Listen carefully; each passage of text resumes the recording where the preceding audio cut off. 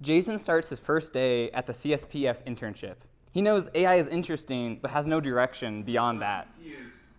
Yeah, he was confused. He asked ChatGPT to write his entire policy proposal. No luck. Still searching, he turns to other AI technologies. Hello, I am Senator Chris Hansen. He's quite terrified, but Jason really wants to work hard and make something new and important. Ambitious, but possible. How are you doing, Jason?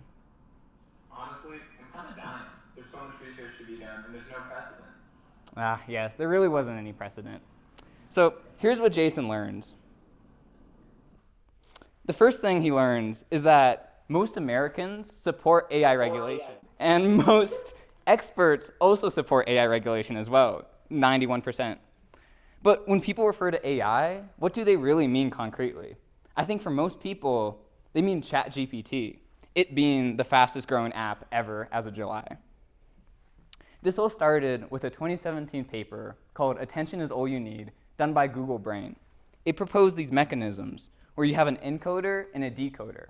You give it a sentence like, I'm learning ChatGPT right now, it encodes it into a bunch of math, uses a bunch of self-attention mechanisms, and then decodes it and spits out a corresponding sentence.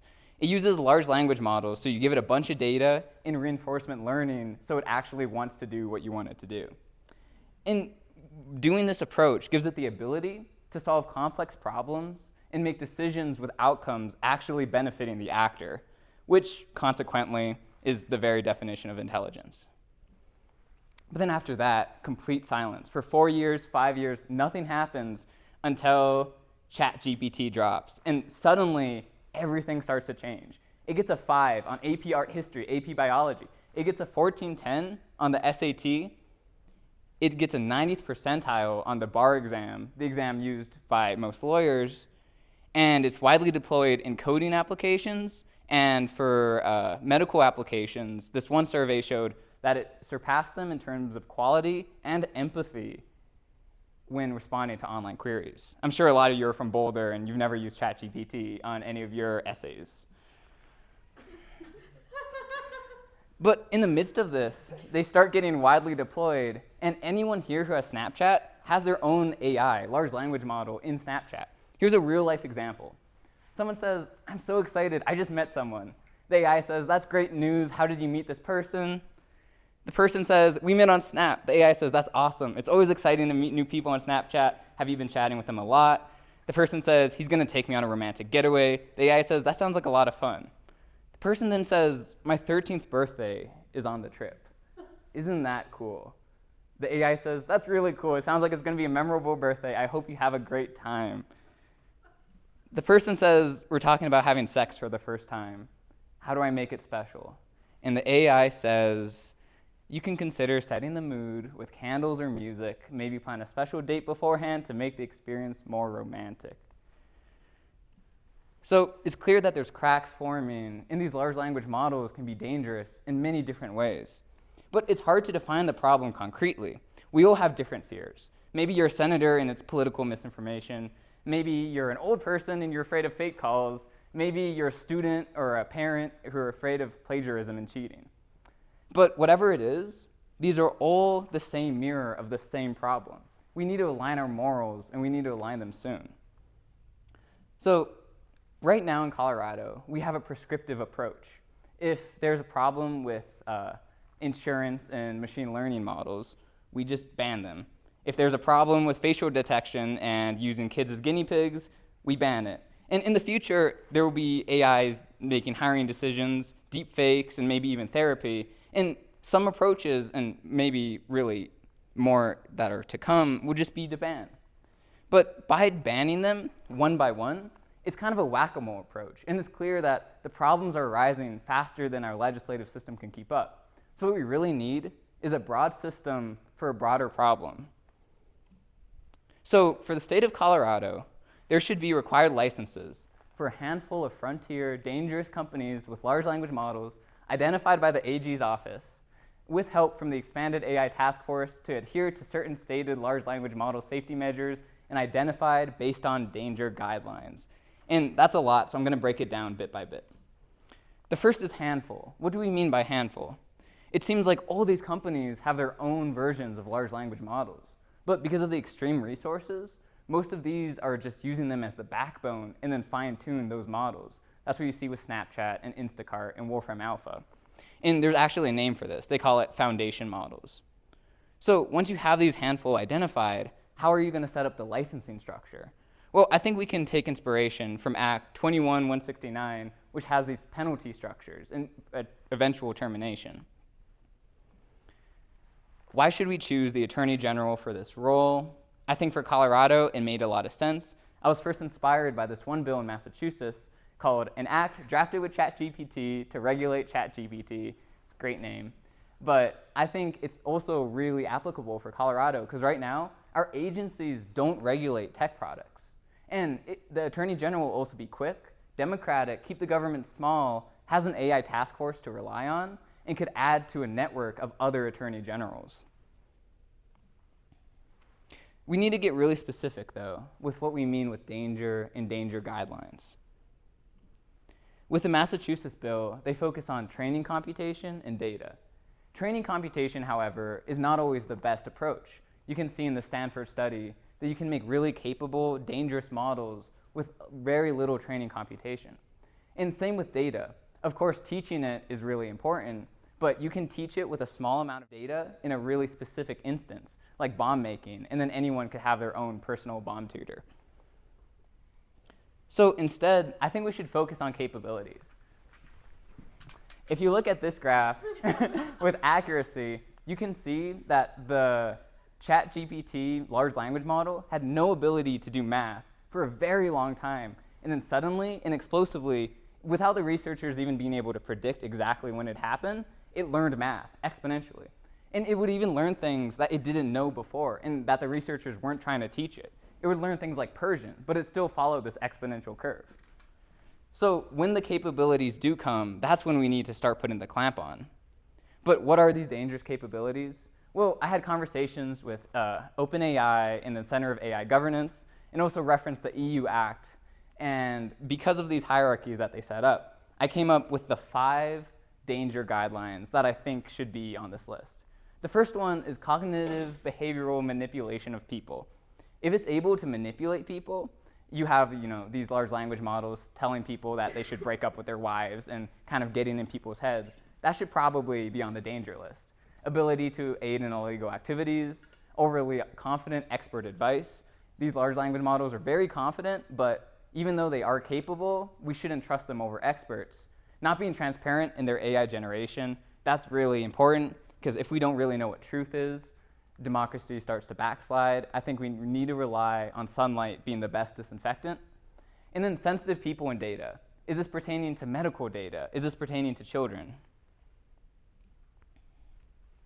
So once it is stated a danger, what are the safety measures that it should adhere by? I looked at the Massachusetts bill for this bit, and they came up with these 6 guidelines. I got rid of 3, 4, and 5 because we have the Colorado Privacy Act. But the first one is it should not be able to discriminate. It should be transparent with plagiarism and have a distinctive watermark. Jacob touched on that a bit. And then the company shall conduct regular risk assessments to identify, access, and mitigate foreseeable risks. So to recap, these are the 5 dangers that are outlined. And if they do indeed meet those dangers, they need a certification. And then if they have the certification, so they don't get penalized, they have to adhere to these 4 stated guidelines. So the problem is most of the work will be done internally. So how do we make sure that these companies adhere to a constitution? Well, it doesn't really make sense, because in Colorado, there's not really any way for everyone to agree on just a set of values. There's no document that neatly outlines everyone's morals. Jason, stop talking. Hello, Mr. Washington. I'm here to tell you there's a document. There can't be a document in this political climate. Have you heard of the Constitution? So the Constitution, it can be this document. But the question is, how do we train a chatbot to understand something that we can't even agree on? Well, in my job with analytical data systems, I had to train a chatbot to make it read a file and then make a business report. And I thought this would take a lot of math. I thought this would take linear algebra, maybe even some coding, right? The most effective thing that I did to make it align was to tell it, hey, focus on these files, return a business report, and make sure you're analytical. That's what was effective. And if you want these bots to not be racist, the number one technique they're using is to tell it, don't be racist. And this is actually a very studied technique called deep reinforcement learning. But you need the human feedback. So these large language models already have constitutions of their own.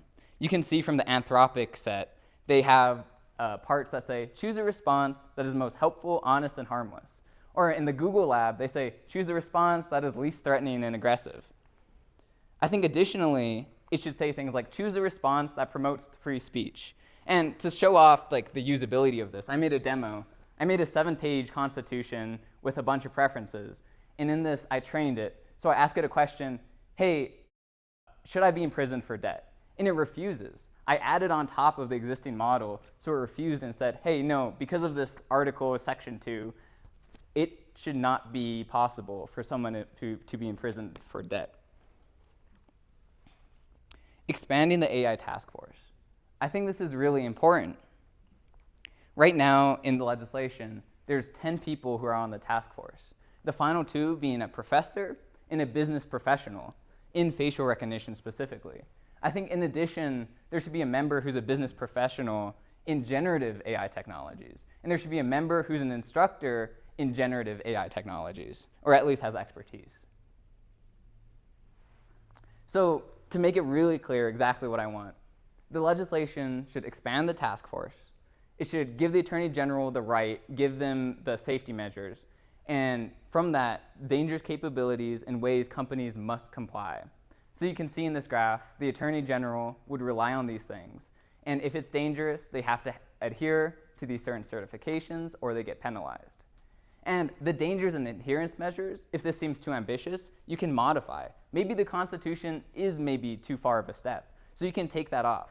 But the core structure of the Attorney General being the regulatory force, I think really is a good strategy. But of course, there's a lot of common fears. The first is that this should be a federal or private issue.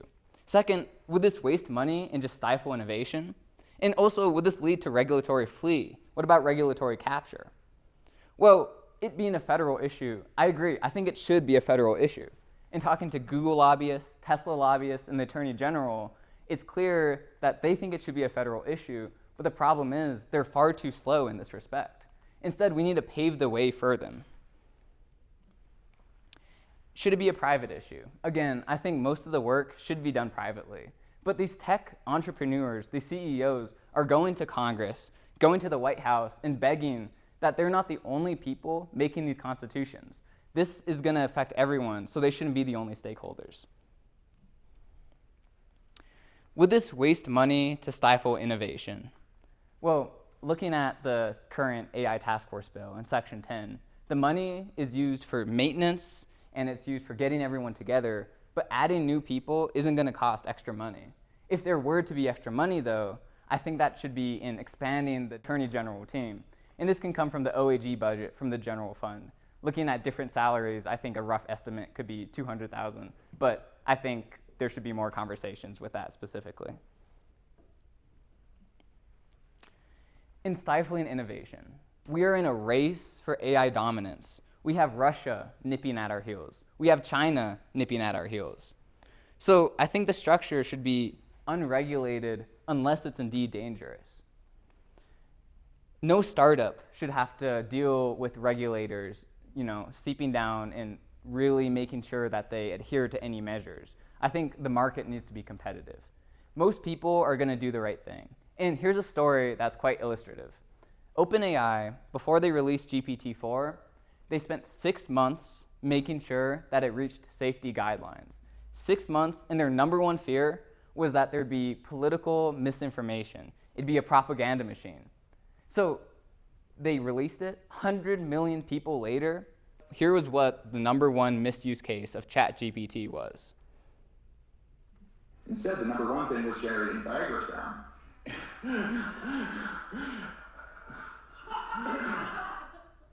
Viagra spam. And this is kind of a silly story, but it's true that the power should be squarely in the hands of people, because in most cases, it's not going to be used in a negative way. What should we do about regulatory flee and capture? And how does this proposal address that? Well, I think there's 3 things. The first is with insurance, they didn't leave. Colorado is such a large market, and the market of the network of attorney generals is just going to grow more and more as there's further legislation. Additionally, these companies, most of them are asking to be regulated. The companies are concerned and already have safety measures, and we should just give them more ways to build on top of their existing models. Regulatory capture is also a really big fear. When you have these companies going to the White House and saying, hey, we need to be regulated, but you don't know anything about regulating us. You don't even know how this technology works. How about we are the people you rely on? Obviously, that's not a good idea. You don't want the agencies to become dominated by the people who are in charge of regulating. So I think there's 2 main ways to address this. The first one is just democracy. The Attorney General is democratically elected. The second is by expanding the task force, there will be detailed input from academia and civil society. We don't want the government to be desperate and reliant on outside sources. We want there to be a strong, ironclad, internal way for them to understand what's going on in this space. And future implications beyond large language models. I've been focusing really hard on large language models, but it goes way beyond this. And the rate of deployment, as the CEO of Microsoft says, is frantic. Putin says whoever leads in AI will rule the world. So where is this heading? Where are these large language models starting to point? So there's another paper, another breakthrough one, that talks about AutoGPT and Baby AGI. So instead of giving you a response when you say something, it might make a task list. So you say, hey, how do I become a millionaire? It makes 10 ways to do that, and then it tries. It asks itself how to go about this. It uses different tools. But basically, it's layering more and more thoughts or more and more prompts on top of each other. And the problem with layering more and more from the initial seed is it's important for that seed to be aligned. So this problem is only going to get worse if we don't take action soon. So to wrap up, AI stands for artificial intelligence. And there's something semantically negative about the word artificial, like artificial sweeteners, or intelligent but only approximating what a human can do. Sometimes you look at photos like this and think the AI is really not going that far. It's really important to feel that this is not overhyped, but a lot of people think it is overhyped.